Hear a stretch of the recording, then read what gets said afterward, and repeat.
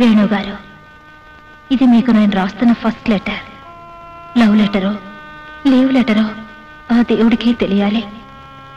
ఇంతకాలం మీలో మార్పు వస్తుందనే ఆశ నాకు ఊపిరై బ్రతికాను. రకరకాల ప్రయత్నాలు చేశాను. ఎలాగైనా మిమ్మల్ని సొంతం చేసుకోవాలనే వెర్రి ఆశతో కావాలని నిన్న రాత్రి మిమ్మల్ని అలా రెచ్చగొట్టాను. నా ఆఖరి ప్రయత్నంలో కూడా నేను ఓడిపోయాను. 100 ఏళ్లు పచ్చగా మీతో కాపురం చేయాలనే కల మంచు పువ్వులా కరిగిపోతోంది. ఇక నా గురించి అనవసరం. ప్రియ మీకు రాసి పెట్టుందనుకుంటాను.